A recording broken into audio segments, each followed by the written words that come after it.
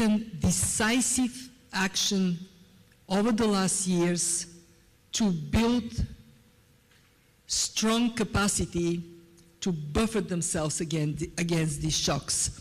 I would put a very simple analogy. The same way a person with strong immune system is more resilient to COVID, the economies in the Caribbean that have taken decisive action to strengthen their buffers, to strengthen their fundamentals, when the shock hits, are more able to sustain it. And the lesson from this is to everyone, do as much as you can to build that economic financial resilience. Second, the region is incredibly strong because of its people. I am never ending my impression when I communicate with people in the Caribbean of the ability to help each other and the ability to recover quickly when a shock comes.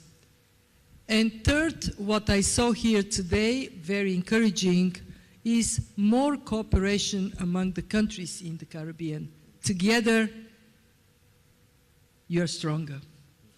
And what I would aspire is that the IMF, in our work, we turn into a resource for you individually, but also collectively, to be stronger for the future. And this is where the Resilience and Sustainability Trust comes. I hope I can return to this again, but let me just give you the telegraphic definition. This is an instrument, first time in the history of the IMF, that provides long-term financing, long-term maturity for structural transformation to build resilience. And it is an instrument that, for the first time in the history of the IMF, recognizes vulnerability as a criterion for concessional financing. And at that point, I have only one plea for the audience. Give a round of applause to this woman on my left, because she championed it.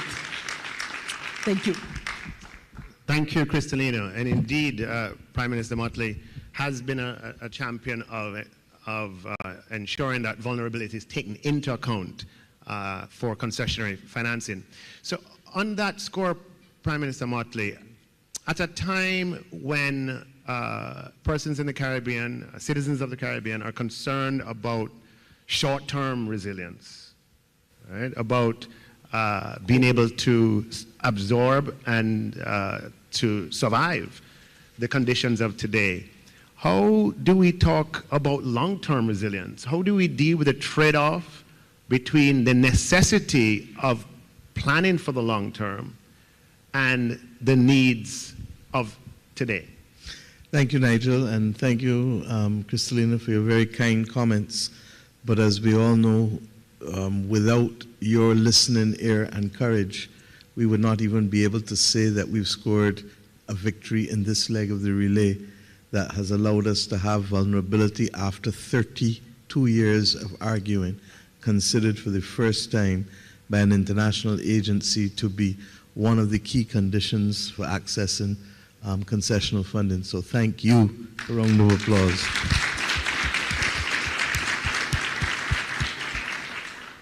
Let me say that we in the Caribbean have long known how to walk and chew. We had no choice. We were transplanted into this region and we had to survive. And survival, therefore, is part of our DNA. There is no doubt that our people are consumed now with how to cope, because that's really what we're talking about, how to cope with the increased food prices, the increased fuel prices, all of these things. Up until this morning, I had ministers on the radio trying to speak to these issues.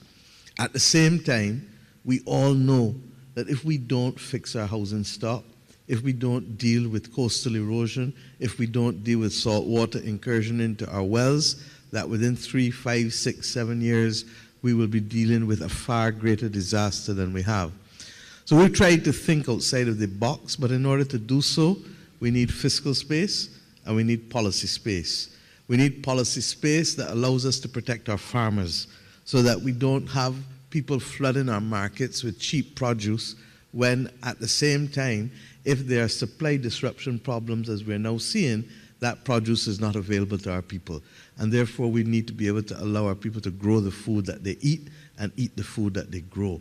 But that's going to mean that our farmers need to be able to make money 24/7, 12 months a year from growing or at least be in the ballpark of it, rather than having to have gluts of food that they can't sell because our supermarkets are importing cheap food that is being subsidized, quite frankly, from elsewhere.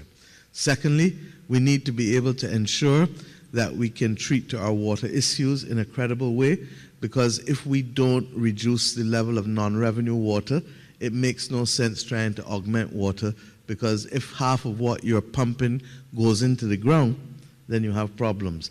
But we have to be able at the same time to give people immediate access to water and to keep it affordable.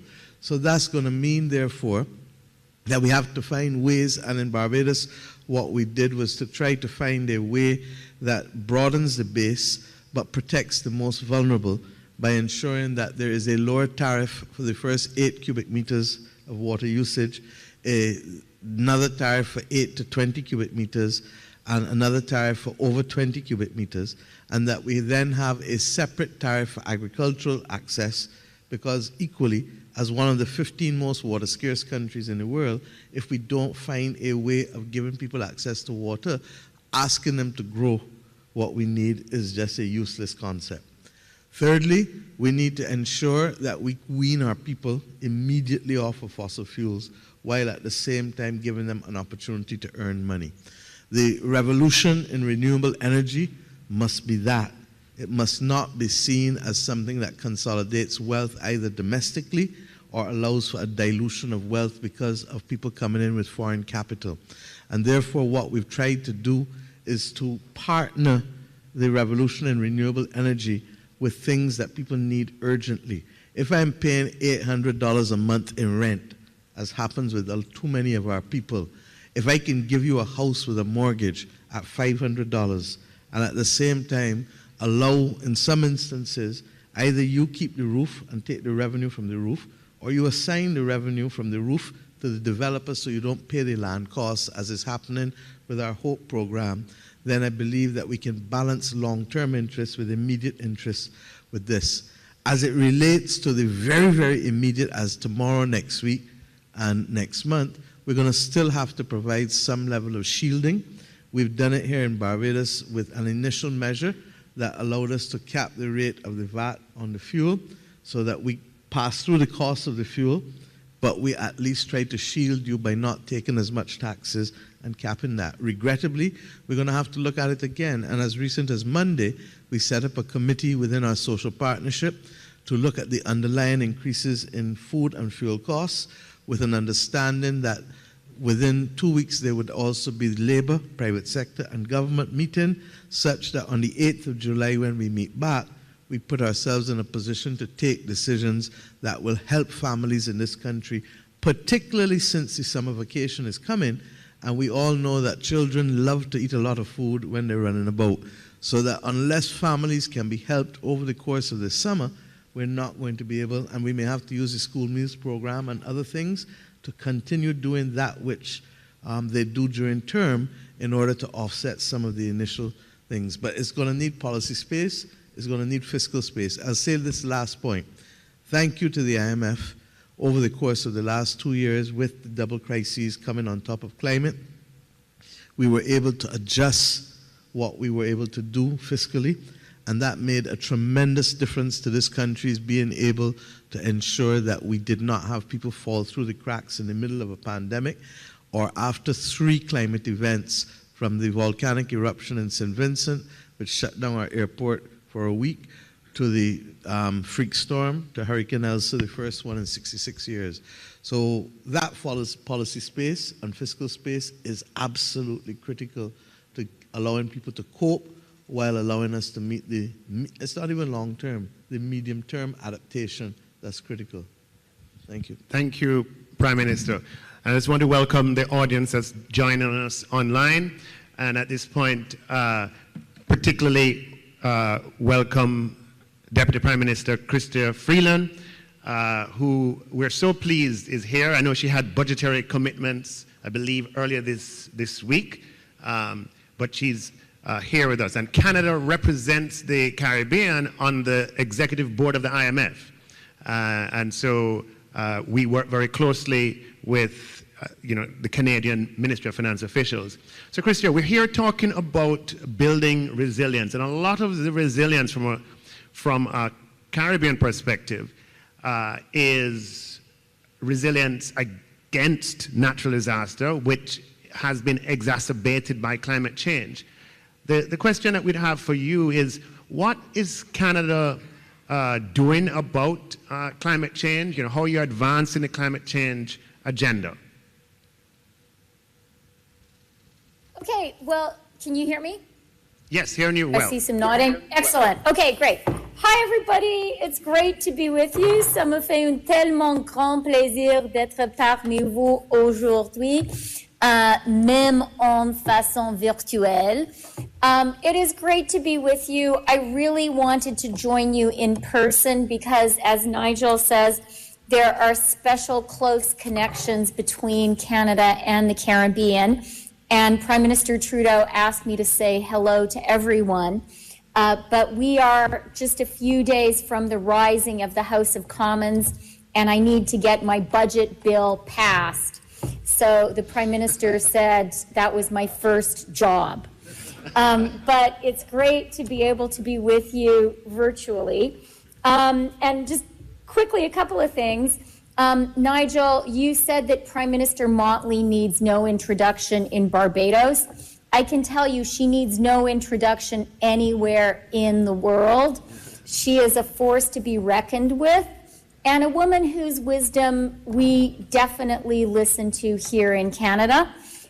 So it's really wonderful to be with you, Prime Minister, and I thought you made some excellent comments just now. Another wise woman who we are very lucky is guiding the world today is Kristalina Georgieva. We really are lucky to have you in your job in these very turbulent times. You're a person who's known a lot of change in your life, and I think that makes a real difference in how you're doing your job, and I want to say thank you as well. And of course, Nigel and I are fellow finance ministers, which is kind of a tricky job these days, so we have a lot of fellow feeling. I'll make just a few quick comments. I actually want to start by really recognizing, as a Canadian speaking to our really close Caribbean friends and partners, I just want to start by recognizing how amazing you are and the tremendous pressure that you have been under in the last little while. And I want to start by recognizing the particular impact that climate change has on you, and also by recognizing the injustice. The countries, the rich industrialized countries, have benefited a lot from the burning of fossil fuels over a long period of time, and yet some of the deepest, earliest damage that climate change is doing is happening to you. Now, you know that, but I want you to know that I know that too, and Canadians really do recognize that. So that was pretty hard, and Prime Minister Motley has already been talking about the ways that you have been building in resilience. But then you had COVID. And I also really want to recognize the particular challenge that COVID posed for economies like so many of yours that are dependent on people being able to travel freely around the world. So that has been another particular challenge and shock, and Canada certainly gets that. And then on top of all of that, we have inflation.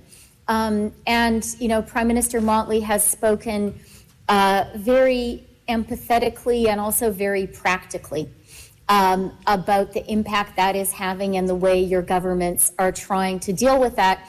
And Prime Minister, I heard you very clearly also in your point about your farmers, and that thinking about them needs to be a part of it. And I'll just say two quick final things so we can get on with the rest of the discussion. You know, you've been talking about resilience. And I firmly believe that a big part of the resilience of so many people in this room is the fact that you are democratic leaders. It is, in these kinds of volatile times that we're living through, being a democratically elected leader is not easy. I think we all know that. But it does give us, I think, a particular strength, because if we do our jobs right, we have that particular confidence of the people who elected us to represent them that you only get if people freely chose you. And Kristalina mentioned the war in Ukraine, whose consequences we're all experiencing in part through inflation. And to me, that's a real reminder that people are prepared to fight for their freedom and their democracy. Specifically, Nigel, on your climate point, I'll say two very quick things. Canada recognizes that we have a job to do in supporting our partners around the world in climate action. And so last year, we doubled our international climate finance contribution to $5.3 billion. And we're very, happy to work with you on climate action. And then here at home, as Kristalina knows very well, we have a price on pollution. Even at a time of elevated inflation, we raised our price on pollution in April to $50 a ton. It's going up to $170 in 2030. We're committed to maintaining that price signal. But something that we do that I think is consistent with Prime Minister Motley's message about protecting people is the money that we get from that price on pollution, we give back to Canadians. So, for example, in the province of Saskatchewan, a family of 4 this year will be getting $1,100 back as returning to families the revenues that are collected from that price on pollution. Okay, I'll leave it there. Very nice to be with you all. Thank you so much, Christia, for that. So, Kristalina, you have already mentioned RST. The IMF has introduced this brand new instrument, which differs from the normal IMF instrument in that it is extremely long-term, right? 20 years or something like that, and the longest that the fund has, the longest instrument today is much shorter than that. Why did you introduce the RST, and what do you hope it will achieve? And maybe I should add to that. Tell us a little. I can see the excitement when the topic RST comes up, for very good reason. Tell us about the RST. It's your baby, and we're here to hear about it. The reason we have decided that we need to create a new instrument at the fund with longer maturity is very straightforward. Structural transformation needs to be funded upfront, but it is likely to deliver the positive impact over time. Let me give you one example. We know that adaptation costs are already present everywhere. But if the global average is between 0.5% and 1% of GDP, the cost here in the Caribbean is more in the order of 5 to 7, 8% of GDP. If it is to be done on scale and in a timely manner. Now, if we do not have instruments that allow that cost to be put on a priority list now, just to take the example of water that Prime Minister Motley talked about. If there is no investment to protect fresh water in Barbados that is done now, the consequences would be dire. The benefit of this investment exceeds the cost multiple times, but it does not materialize immediately. There are many studies that say that $1 spent on resilience would have $4 to $7 payoff, but it is not coming immediately. So we realize that if we are to insensitize our members to undertake structural reforms that would make them more resilient and also bring low carbon jobs, we have to take a longer timeline than our traditional lending. The ultimate goal is to prevent balance of payments shocks in the future. And that is strictly within the mandate of the IMF. But we don't want to kid ourselves that a program that is 3 to 5 years is going to be the right instrument to ask you to pay back in a short period of time for an investment that is for a longer impact.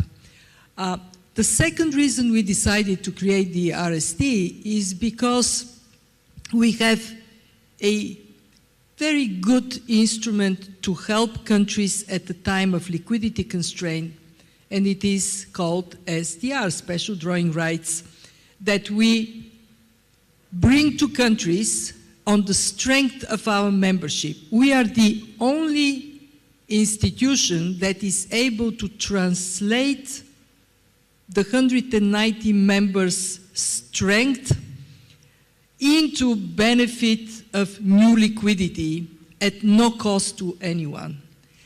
But it is not a perfect instrument, because when last year in August we distributed $650 billion SDRs to our members, it is done proportionately to quotas. So the big members got a big chunk of it. The small members that may be the most needy got a small amount. So last year we proposed to our members in strong reserve positions, give us back some of your SDRs and we would lend them at concessional terms. But then we thought, would it be fair that we only lend to our poorest members? We have an instrument called Poverty Reduction and Growth Trust. And then we agreed, and it is the innovation that we already talked about, that it should be open to middle-income countries that are vulnerable to climate shocks. What is the picture today? In April, our membership endorsed, our board approved, and then we have shared with our ministers, including Christian, the RST design, and I would upfront accept that while it is good, it could be, in the eyes of some, even better. Why? Because access is still related to quotas. 150% of quota for a small country is a relatively small amount. But in the future, we can address these issues together. We have received already pledges of around $40 billion, and we got these pledges listed on the day of our IMFC meeting. This is the governing body of the IMF. And I'll tell you, I was close to tears because I knew we would get pledges. but we have a target of at least 45 billion. And to get 40 billion within one meeting, it tells me that this is the right instrument. It is something that everybody accepts is right to do. We will be starting commitments to countries from October on. In meanwhile, we are collecting the pledges, putting the infrastructure, how we are securing this fund money to not get lost. And we are also rapidly preparing ourselves to work with other institutions, so when we engage with the country, it is on a foundation already there for climate action. I want to finish by saying I appeal to you, the Caribbean, lead the way. You are the region that is most pressed, but you're also the fastest learning region. So we count on you, and you can count on us. Actually, when I walked in the room, I looked at the picture and I saw that I'm with the same jacket on the picture that I have now. And that is to say, here is the new IMF. Yeah. Truth in advertisement. Ah. Brilliant. Very well. So just to in summary, Kristalina, tell me if I have it right. The RST 20-year tenure, right? So it's a loan over 20 years. 20 years, 10 and a half years grace. And 10 years grace. 10 and a half years grace. Which means that a country that accesses the RST today does not pay anything back for the first 10 and a half years. Exactly. And that is exactly to give that fiscal space that Mia talked about, the fiscal space to take the action that is costly, but paramount for resilience of the country. And then just for the final, one of the other components of the innovation is that a concessionary financing like this normally would not be available to middle-income countries in the Caribbean. Is that correct? Exactly. But this time it is available. This is really brand new. And I would tell you, I believe strongly that this should lead the way for others to follow, especially when it comes down to building resilience to shocks, and in this particular case, to climate shocks. So I hope that in some time you would see us here lined up, a number of leaders of organizations united to do the right thing. Yeah, on behalf of if I may, the Caribbean people, just to express appreciation to you, Kristalina, even though we're not finished yet, for this innovation. This is really remarkable. Please, a round of applause.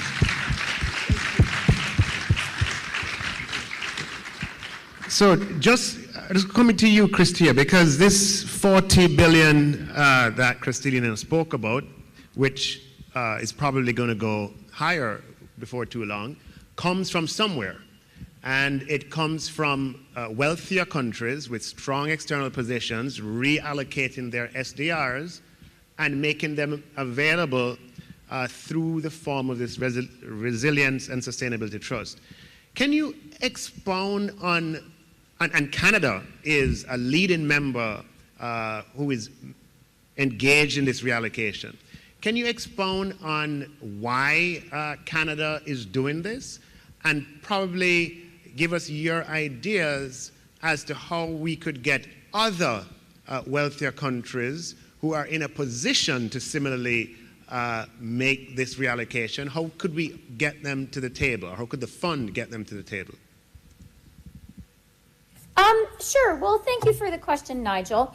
And let me just say, Canada has contributed $2.44 billion to the RST. So this is a new facility that we really believe in. And I do really want to recognize the intellectual and political leadership of Prime Minister Motley, of Kristalina, in creating this new facility. It's something that Canada 100% championed.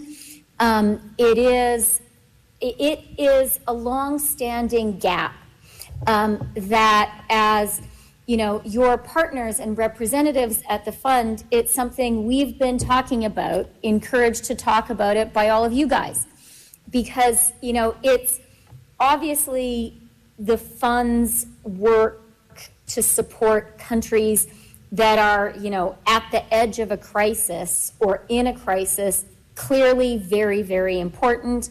And thank you, Kristalina, for all that you do, and to generations of people at the fund who have done that. But what we have recognized really in our conversations with you is that there has been this very long-standing gap. That, you know, what about the middle-income countries that have particular vulnerabilities, in this case to climate shock, that actually have the leadership, have the ideas? You know, Prime Minister Motley, you spoke about needing the policy space. That's because you have the policies that you want to put in that space. You know what you need to do. And the challenge has been that you don't have the fiscal space. And, you know, I think very much championed by Prime Minister Motley, what Kristalina really recognized, and this is, I think Kristalina will roll her eyes, it's something Canada has been banging away at for a long time, that we need to have some ways to help middle-income countries too. So I am so, so glad that the RST exists. Canada has been glad to kind of help get it there, and we've been very glad to contribute to it.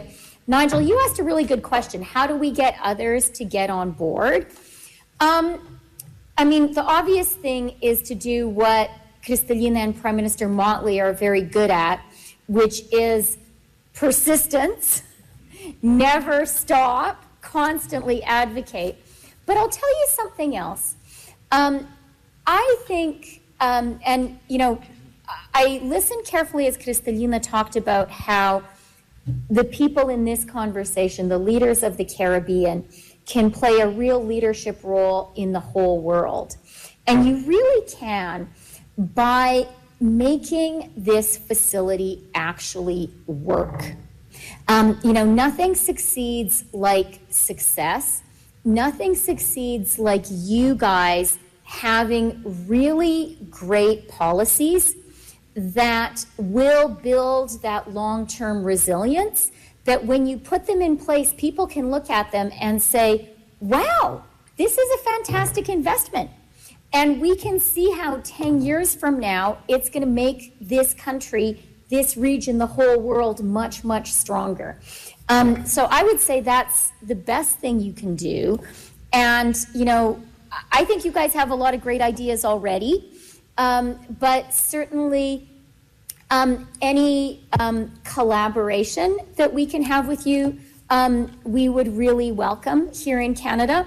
And I'll bet we can learn a lot from your great ideas as well, because we need to invest in climate resilience in Canada too. Thank you, Christia. Thanks to you, your government, and the people of Canada for that investment in the RST. Prime Minister Motley, you know, Kristalina, both Kristalina and Christia have credited you intellectually and otherwise. You served as chairman of the Development Committee of the IMF during of the World Bank and IMF. Yeah. Okay, so. She was my boss, nonetheless, because the Development Committee covers the IMF and the World Bank. That's exactly right. Right. So within those spaces and other spaces, you have advocated for some of the components that we're seeing in the RST and components that Caribbean leaders have long spoken about. So we have what we have asked for. The question now is Barbados interested in RST? You know, it's like, you know, the proverb of chasing the tire, right? You've caught the tire now. Is Barbados interested in RST? Should other Caribbean countries be interested in RST? And if so, why? Yeah. I think that Short answer, the country is going to have the conversation in the next few weeks. Long answer, we have very little choices available to us. The bottom line is that while the RST will require of us some level of engagement with the IMF, and yesterday marked the end of the last board meeting for Barbados in a 4-year IMF program, and I want to thank all of Barbados for walking on this journey. I want to thank Bert Van Selm for leading the effort on behalf of the IMF and doing such an excellent job. And I want to thank Dr. Kevin Greenidge for being the translator of the love language of IMF and Beijing in one piece. So the country has to go through that process now. But what is good is that the instruments that the IMF have are not only instruments that relate to more debt being incurred, and therefore they're policy-based instruments. And given the fact that we've done a lot of the policy work already, it's not a far walk for us to do with respect to wanting to unlock the equivalent of what would be $210 million in Barbados, which represents just about 4%, just under 4% of GDP, probably at the end of this year. I note, however, that Christine, you said 5 to 8% is the global average of what is required usually. And we feel, and we want to thank Canada, we want to thank all who have contributed to the trust so far, but the truth is we are going to need more. And we're going to need more urgently because the timeline within which we have to spend the money for adaptation is short. It's less than 12 years. And we all know that particularly with coastal projects and having to do the feasibility studies that are linked to the calendar year and the moon, that it therefore means that if you miss 1 year, 1 month, you may have to miss a whole year. We recognize that the private sector has no interest in adaptation because there's no rate of return. And if the IMF Resilience and Sustainability Trust is the only game in town, funding at concessional rates for middle-income countries' adaptation, then that is the message I have to carry to my people in Barbados here. But let me also make the point that in addition to us not having many options and us having to do the adaptation, and what does adaptation mean in simple terms? Nobody else is going to come and do coastal defenses for Barbados because there's no rate of return for it. Nobody's going to do some of the other things that we have to do in terms of securing house tops to ensure that we don't lose 60 or 70% of our low-income housing stock in the middle of a storm. But the RST is not only about climate. The RST is also about the pandemics. And whether it is COVID, which we continue to face additional costs because of vaccine charges that are still regrettably too high for countries like our own. We also have the antimicrobial resistance pandemic, which is critical for us to be able to stave off because too many of our people are dying because they go into a hospital, catch a supervirus, and there's no way to be able to fight it. So the RST provides that opportunity for us to be able to access funding that will help us in 2 of the 3 wars, the war against pandemic and the war against climate. And to the extent, therefore, that we can continue to access it, we want to be able to see you have other countries beyond what Canada and the others who have come in have put in already, largely because we're going to need more.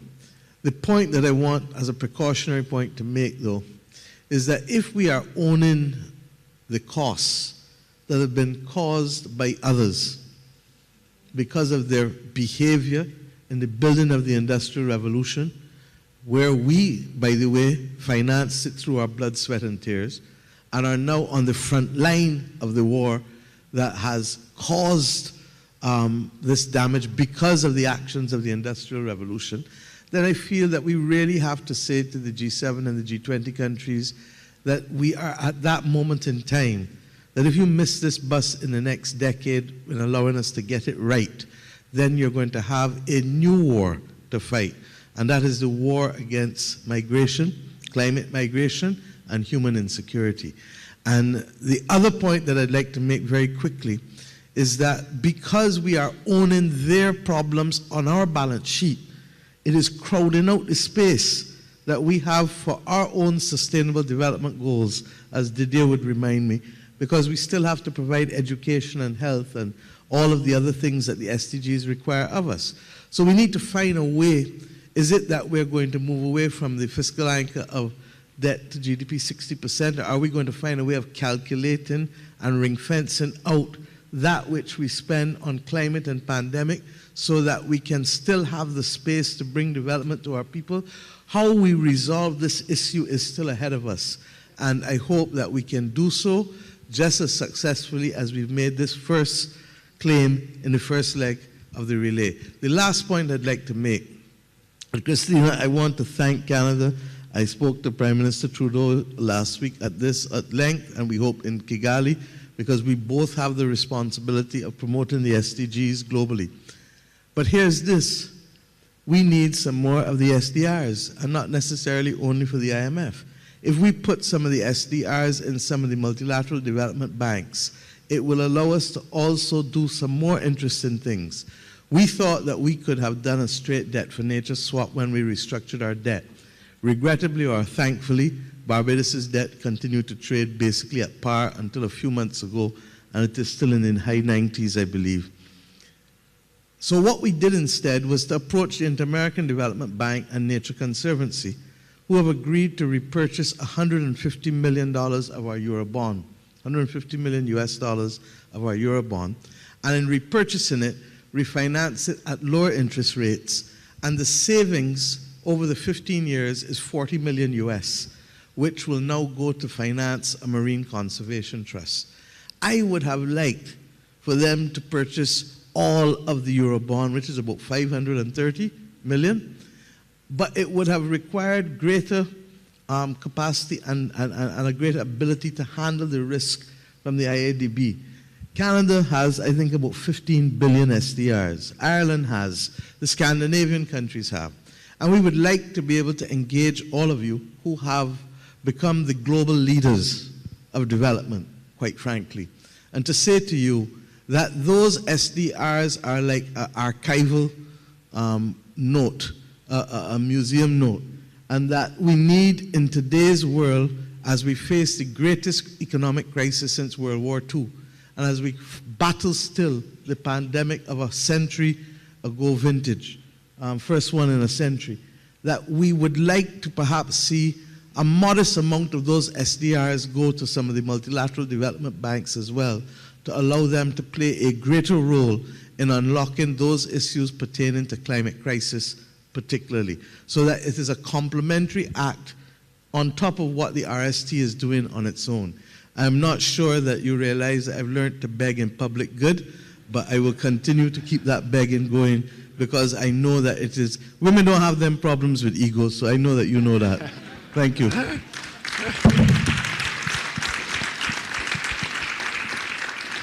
You keep begging, Prime Minister. You behave like the typical man too, that when a woman begs, you benefit.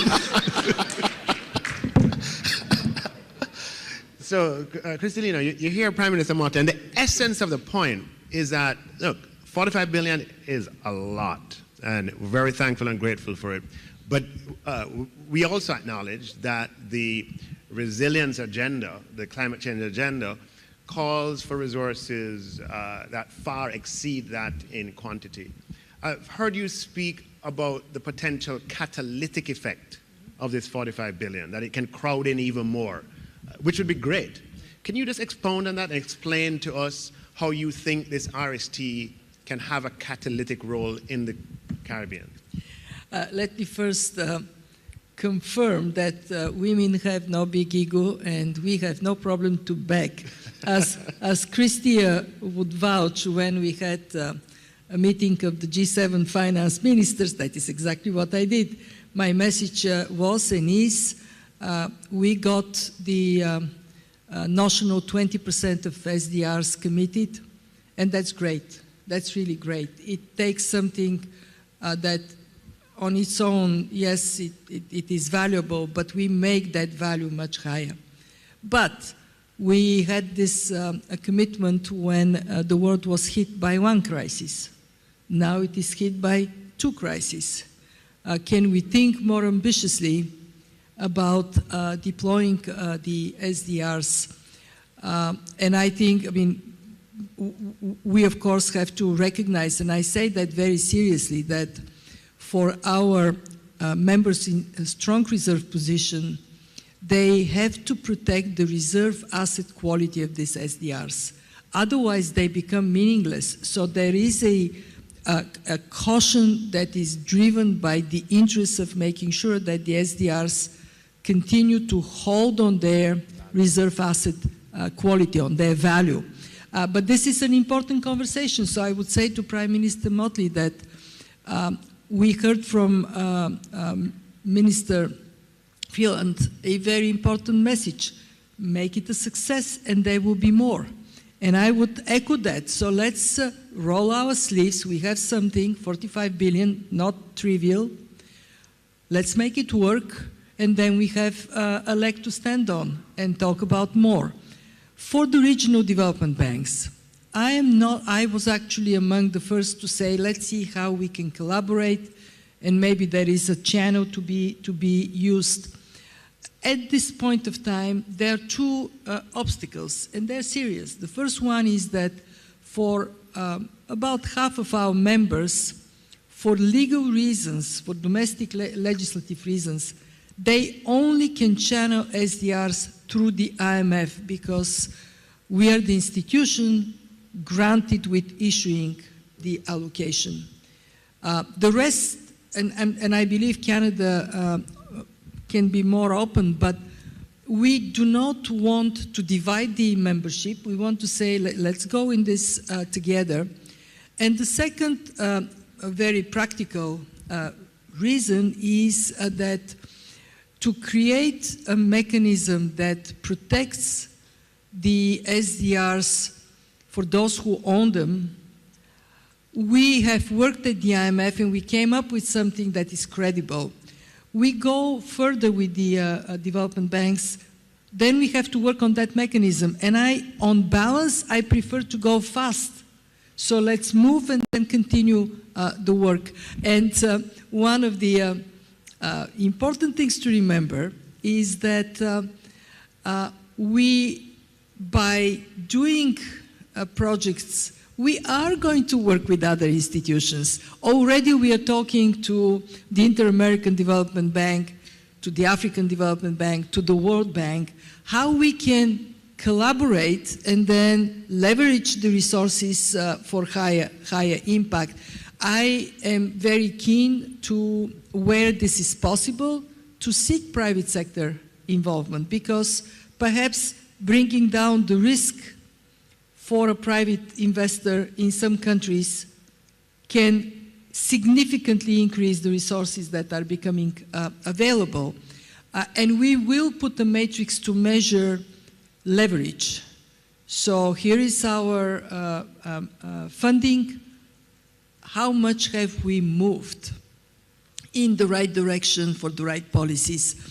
It is our intention to be an example of collaborative approach, because no institution, no country can solve the problems we are trying to address alone. And I want to see how the RST is also an instrument for collaboration with those that we partner, but especially with the countries and the regions. Can I say one more thing? Yeah, thank you. And it is why we believe this work is absolutely paramount. Because if we don't build resilience, resilient people that are educated, healthy, with good social protection, resilient planet that can be there for the next generations and serve them as it serves us, and a resilient economy, one that, like in Jamaica, like in Barbados, has strong fundamentals, strong buffers, and can function competitively. If we don't do that, the implications for the future are really dire. What it would mean, to put it in simple terms, is after a century or more of every generation living better than the previous one, we may end up being the first generation to interrupt this trend or even reverse it. We cannot possibly do that to our children. Thank you for that, Cristalino. So what I hear you saying is that the SDRs are actually, I mean, they're an asset of a country, and part of the deal is to ensure that that asset is protected. And the way in which the RST is structured, it provides that guarantee to the countries who are making the pledges, so to speak. Right. Okay. So Prime Minister, let me come back to you. The financing that's required, as we know, for a sustainable agenda across the world, for climate change agenda, is significant. Some time ago, $100 billion was promised, or $100 billion a year, and that hasn't materialized. This, however, is a sign of hope. And as Christy has said, if this works, it can catalyze other things working. Can you just share some thoughts on what you think the international community could be doing, or what more could it do outside of this reallocation of SDR rights to make more financing available for a green agenda, for a sustainability agenda, for a climate change agenda? Well, let me say first, thank you, Nigel, and I thank Cristalina for her explanations on some of the issues, and believe you me, we are aware of that, and that's why our requests on even the SDRs is modest with respect to some of the complementary functioning. Look, the world needs to do more, and Cristalina's last point is haunting. Will we be the generation that says to our children that you will be worse off than we were, when we were the beneficiaries of being better off than every previous generation? Simply, we feel that in addition to this excellent start with the RST, that we need to do a few other things that don't necessarily cost money in every instance. Barbados is the largest issuer of natural disaster clauses now in the world. If we have natural disaster and pandemic clauses, and I say and pandemic because our central bank bill, it's now the Central Bank Act, veered off and included not just natural disaster but pandemic too, because it is a triple crisis for us. If we see those included in loan instruments, the lender loses nothing because they've kept whole. They're kept whole, and in my view they probably should lose a few basis points, but they're kept whole and the money is paid back at the back end. We extend the loan by 2 years. But the borrower has the fiscal space. In our case, it would equate to 18% of GDP in 2 years. Now, we're getting 4% of GDP with the RST. With the natural disaster clause, we will get 4.5 times that amount to be able to deal with a population that is largely underinsured or uninsured. So the acceptance of those clauses into our instruments will bring tremendous certainty, ironically, and reduce the risk, and hence should reduce the cost of capital in a way that the status quo does not allow for now. Because the lender is worrying from the time you are hit, will you be able to pay or will you default? Secondly, we need also to be able, and let me say that Canada led the world, along with the United Kingdom, in the year 2000, on the inclusion of collective action clauses in debt. And in fact, were it not for those collective action clauses, Barbados would not be standing where it is today with the restructuring of our debt.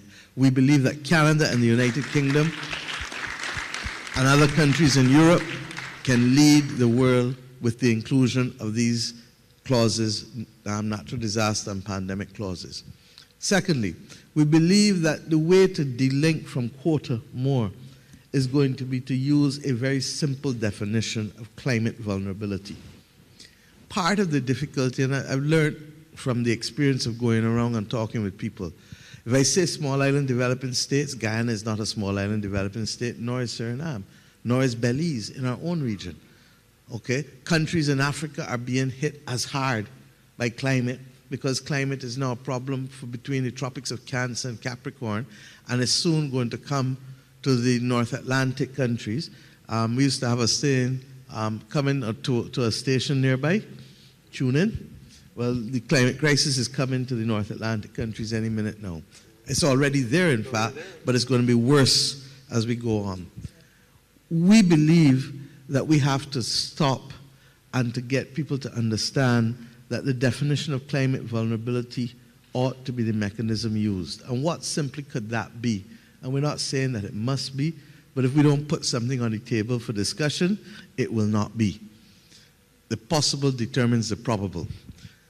The definition Barbados believes that should work is that if you have a high probability of a climate event or a series of slow onset events within the next 2 years that can cause you to lose 5% of GDP, then you should be considered climate vulnerable. Now, as I said, the technicians will take that and kick it about, but what it does is to allow us to have a laser-like focus on what potentially is there. Thirdly, we believe that there has to be a far greater open mind to facilitating new instruments and new possibilities. There is too much, because the world is so inequitable, there is too much philanthropic capital that has been garnered as a result of excessive and egregious profits for decades. We need to find a way of having the blended finance to be able to right-size the double jeopardy that we face with respect to allowing more philanthropic capital to be able to help de-risk a lot of what the private sector faces and to be able to assist the governments with the adaptation expenditure. Similarly, Kristalina spoke about some other things just now in terms of de-risking. We need to perhaps use more innovative instruments, taking first loss and allowing the first loss to be able to allow the private sector to say, okay, I'll stand up and take a little more. And thirdly, we need to recognize, and this we do with respect to the reform of the international financial institutions. The IMF is already reforming itself under Kristalina's leadership.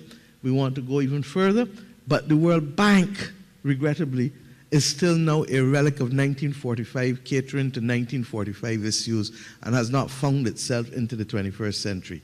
We need to ensure that the World Bank, instead of only focusing on the financing of low-income countries, starts to look at being that financier of global public goods, as the IMF is trying to do. The IMF is taking it from the different direction to avoid a balance of payments issue.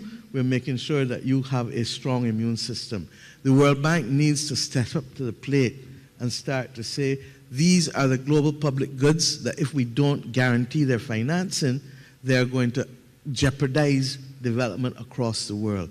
And I hope that we can, in Barbados here at the end of July, start that discussion with our partners in the United Nations and in the Rockefeller Foundation, because it is the most critical discussion to avoid the next generation being poorer than this current generation. Thank you. Thank you, Pia.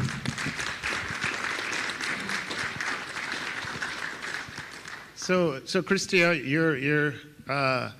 Canada has been a leader in climate financing. Let's recognize that.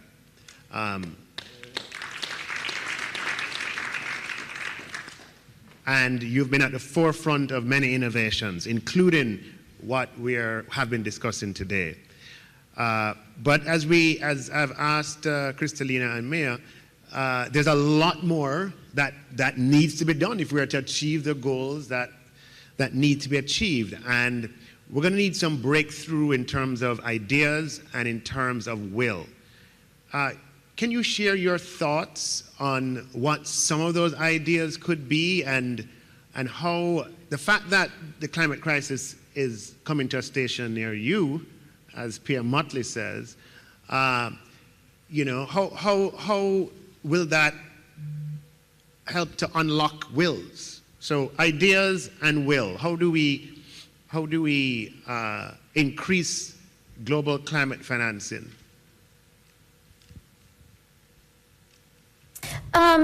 Well, thank you for the question, Nigel. And I do want to say, Prime Minister Motley, that was your comments just now were really excellent and thought-provoking, and I really love the vision that you have for how we have to bring our global institutions up to date for the challenges of the 21st century. And I think you're completely right. So I just want to kind of start there.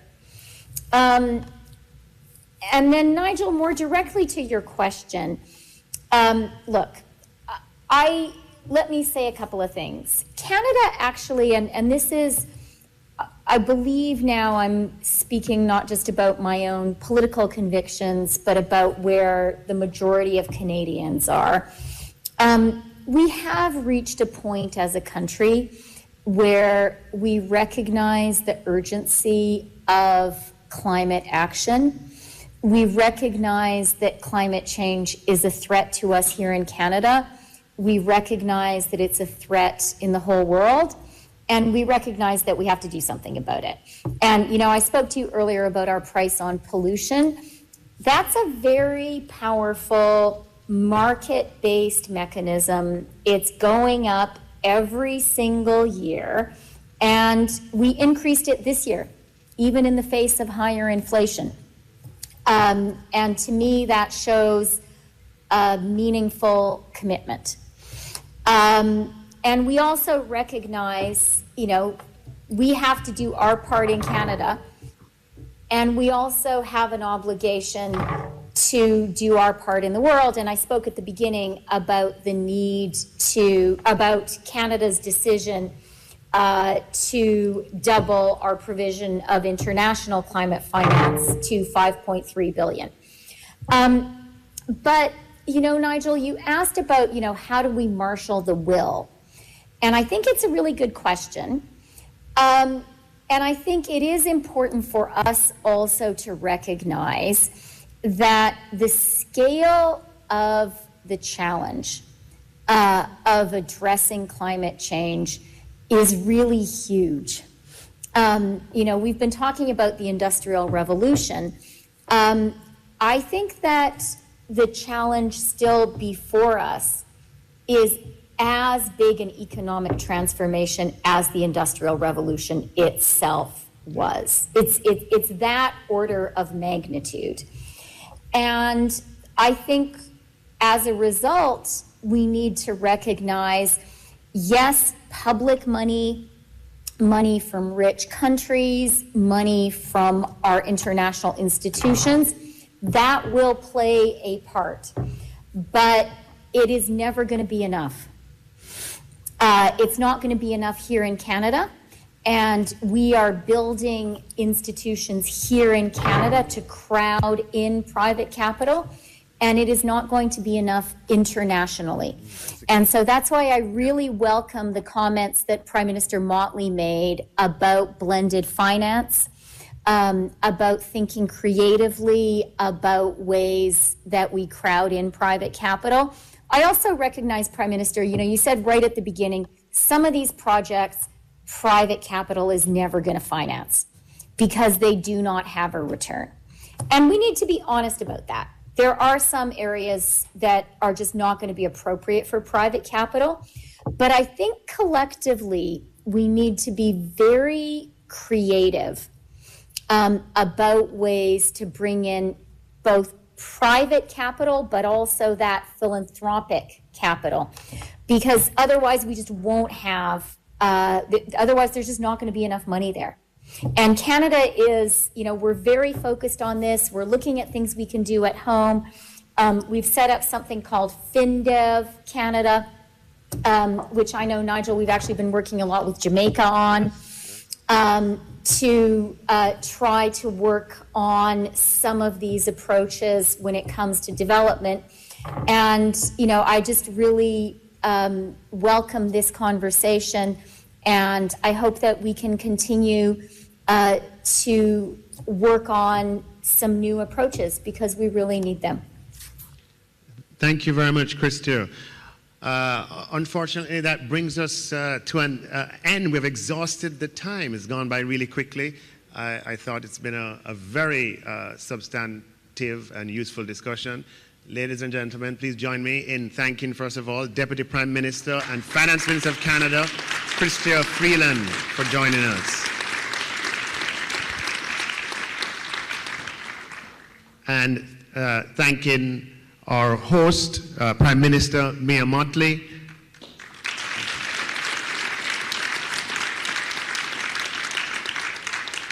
self-styled beggar-in-chief. And of course, thank the Managing Director of the Fund for the introduction of this, well, for being here today and for her presentation today, but even more importantly, for leading the introduction of this instrument, the Resilience and Sustainability Trust, which is responsive to the needs of the Caribbean. I want to thank you for listening, for hearing, and for acting. Please give Kristalina a round of applause. And on behalf of the three of us, we want to recognize our fantastic moderator.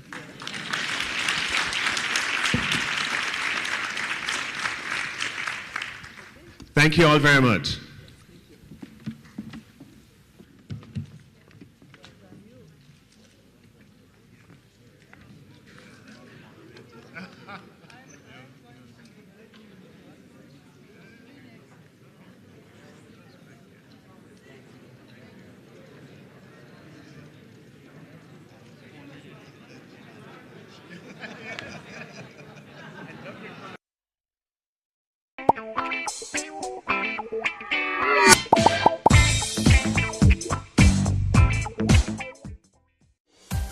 Jamaica, home of the resilient